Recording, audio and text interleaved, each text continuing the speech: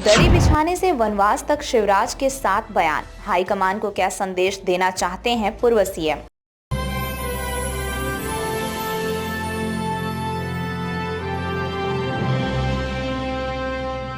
पूर्व मुख्यमंत्री शिवराज सिंह चौहान के एक बयान की इस समय राजनीतिक गलियारों में बेहद चर्चा है। 2 जनवरी को अपने विधानसभा क्षेत्र बुधनी में शिवराज ने कहा, मुख्यमंत्री के पद तो आ जा सकते हैं, लेकिन मामा और भाई का पद कभी कोई नहीं छीन सकता। शिवराज ने कहा, कहीं ना कहीं कोई बड़ा उद्देश्य होगा यार। कई बार राज तिलक होते होते वनवास भी हो जाता है, लेकिन जरूर किसी न किसी उद्देश्य की पूर्ति के लिए होता है। शिवराज ने बयान देकर क्या ये जताने की कोशिश की है कि अब वो मौजूदा परिस्थितियों से समझौता कर चुके हैं, या फिर बयान में केंद्रीय नेतृत्व और पार्टी कार्यकर्ताओं के लिए कोई संदेश छुपा हुआ है। हालांकि शिवराज ने पहली बार ऐसा बयान नहीं दिया है। चुनाव नतीजे आने के बाद उनसे दिल्ली जाने का सवाल पूछा था, तब उन्होंने कहा था कि अपने लिए मांगने से बेहतर है मैं मरना पसंद करूंगा। अब शिवराज ने ताजा बयान के साथ पिछले जितने भी बयान दिए वे किन राजनीतिक परिस्थितियों में दिए और इसके क्या मायने हैं। राजनीति के जानकारों से बात कर शिवराज के ऐसे 7 बयानों के मायने समझने की कोशिश की। एक्सपर्ट बोले, शिवराज के सभी बयान ध्यान खींचने के लिए।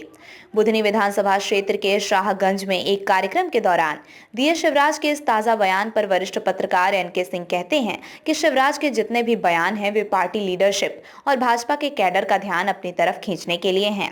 नए बयान के जरिए वे ये बताना चाहते हैं कि राज तिलक मुख्यमंत्री की कुर्सी के वे अधिकारी थे, जिस तरह से भगवान राम राज तिलक के अधिकारी थे, लेकिन कैकेयी के कहने पर उन्हें वनवास हुआ था। चुनाव परिणाम के बाद यह साफ हो चुका था कि शिवराज को इस बार मुख्यमंत्री नहीं बनाया जाएगा, क्योंकि इस चुनाव में भाजपा की अप्रत्याशित जीत हुई है। दिल्ली में जेपी नड्डा से मिले, लेकिन नई भूमिका तय नहीं। जानकार कहते हैं कि शिवराज के बयानों की वजह उनकी नई भूमिका तय नहीं होना भी है, जबकि नई सरकार के गठन के बाद एक कार्यक्रम में राष्ट्रीय अध्यक्ष जेपी नड्डा कह चुके हैं कि शिवराज सिंह चौहान को कोई बड़ी जिम्मेदारी दी जाएगी। हालांकि नड्डा से मुलाकात के बाद शिवराज ने संकेत दिया था कि उन्हें दक्षिण के किसी राज्य की जिम्मेदारी मिलेगी।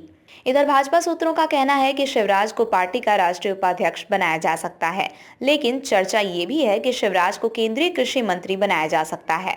उनके नेतृत्व में मध्य प्रदेश ने कृषि में लगातार अच्छा प्रदर्शन किया है। इसके अलावा पूर्व कृषि मंत्री नरेंद्र सिंह तोमर अब मध्य प्रदेश विधानसभा के सदस्य बन चुके हैं। सिंधिया समर्थकों को मंत्रिमंडल में शामिल करने के बाद छलका था दर्द। कमलनाथ सरकार गिरने के बाद शिवराज सिंह चौहान चौथी बार मुख्यमंत्री बने थे। उनके साथ 5 मंत्रियों ने शपथ ली थी, लेकिन दूसरे विस्तार में उन्हें सिंधिया समर्थकों को मंत्रिमंडल में शामिल करना था।